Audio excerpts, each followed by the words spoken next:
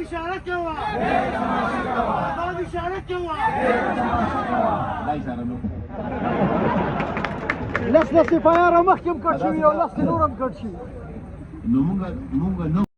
دای مونږ سره مکمل طور باندې چې کوم دی په قانوني جنگ کې عوامي جنگ کې او هر قسم د تعاون اعاده کړې ده د دې ټولو امیدوارانو او سبب دی به مونږ سره په های کورټ کې به هم د دې ټولو امیدواران زموږ چې کمپټیشن دی زموږ د ایم پی ګانو په هغه کې به دی به مونږ سره ولاړ وي زه اوس د پوکې 73 د جماعت اسلامي امیدوار سید شیرشاه صاحب ته درخواست کوم چې راشي او خپل خیالات اظهار کی مضبوط مسئلہ ہوتا ہے پروگرام جی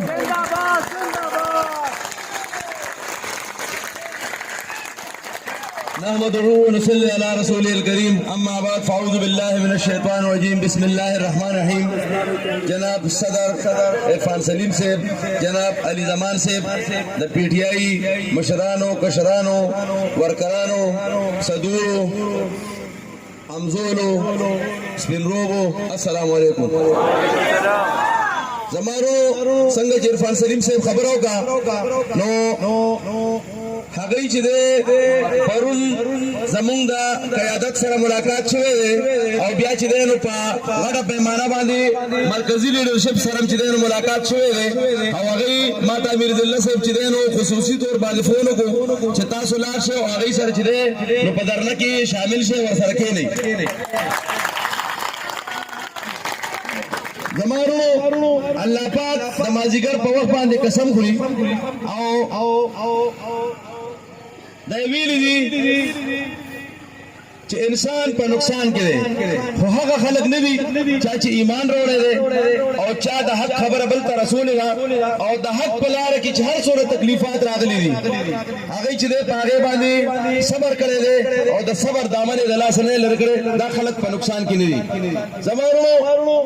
ترسو پورې چې د الیکشن حواله سره خبره ده نو موږ هم دا تسلیمه کړی ده چې واقعي چې عوام چې کوم ووټ ورکړي دي هغه چې پی ٹی آئی لور کړي دي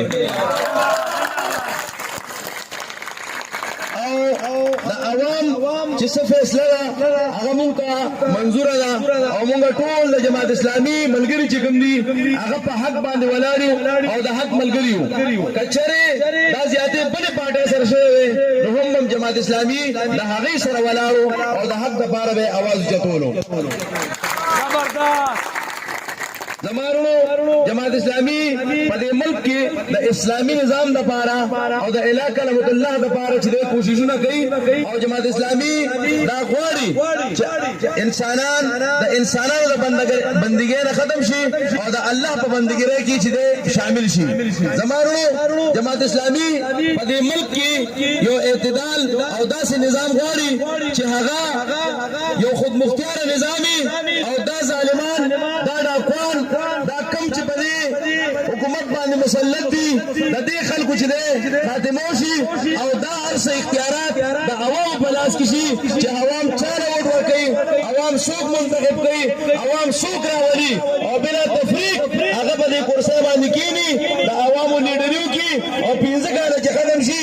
نه بعد بیا لاړ شي عوامو کې ودرېږي او عوام چې څه فیصله کول غواړي چې اک فیصله وشي دا نه چې شپه په شپه د یو ګټه راوالي هغه چې په دغه کې بدل کی په